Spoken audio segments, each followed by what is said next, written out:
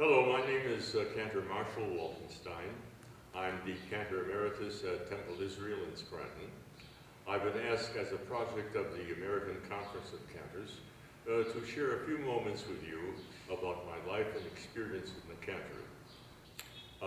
With that, I'll say that I've been in the Cantor for 48 years. I have enjoyed every minute of it, even those that have been challenging, because I consider it the great privilege of my life to have served both the congregation and the community of Israel.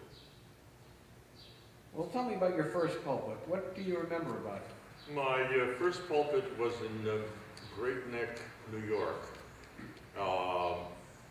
It was what I would call the liberal reform congregation, which was in contrast to what we assume reform is now, which it is not, and that is classical reform.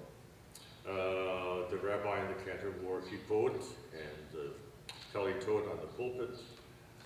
They introduced much Hebrew into the service, which was not even in the prayer book. And there was lots of congregational participation in which the congregation read in Hebrew. So everybody felt very much at home, unlike what has been in former Reformed congregations, which very fortunately have changed to a format now of what I would call a return to tradition. Anyway, I did have a fine relationship in that synagogue. It was a pleasure serving them. But I felt that at the end of my four-year term there, that it was to my best interest to move on to even a more traditional congregation, which I think was my aim in the first place, because I had been brought up that way as a child. I davened in an Orthodox synagogue, which was called Congregation Anshe Sfard. And I always sang in the choir as a boy soprano, believe it or not.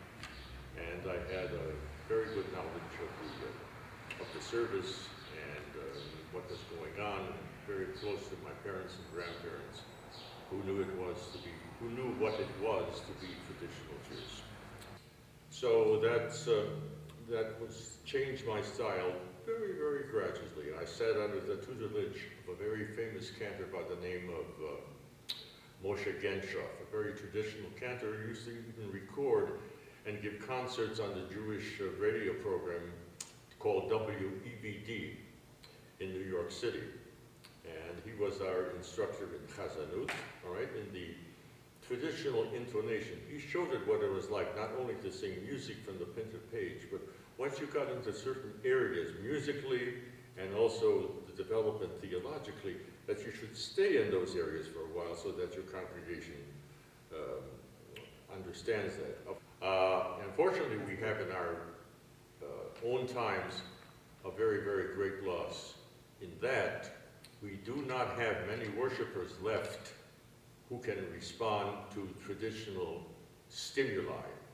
In other words, if I were a traditional chazan and I were davening slichas evening, all right, in a very, very Orthodox congregation, the minute I would say, Ashrei Yoshevei Techa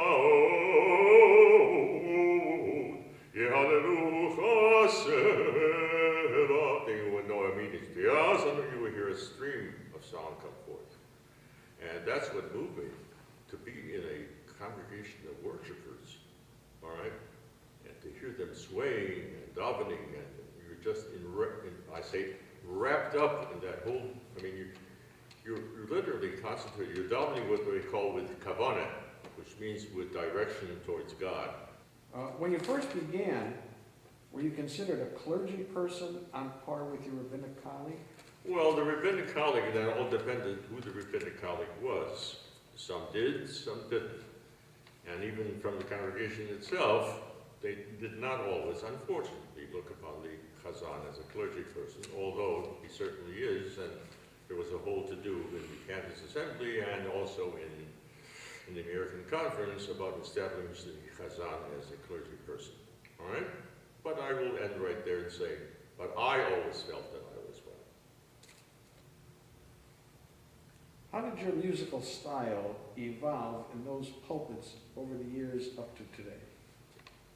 I was in that first congregation, I was in a pulpit where, even though we had organ accompaniment, the rabbi liked traditional cantorial music and kept on encouraging me and encouraged me to do more and more of it. Cantor, what advice would you give a newly invested Cantor?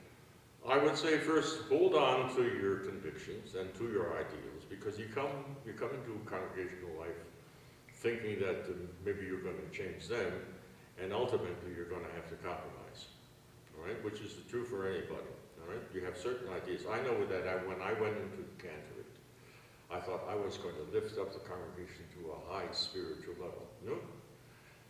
So everybody says, what are you doing that for? We want to sing Aleinu Nishabeach Nako La Te Ketula. And how can you sing anything? An Ein Elohim, that's a beer song, German beer. So you get used to that after a while, right? You know what the sources is, whether they're Jewish or non-Jewish, and you know that Moses didn't sing that on Sinai, but this is what they consider tradition.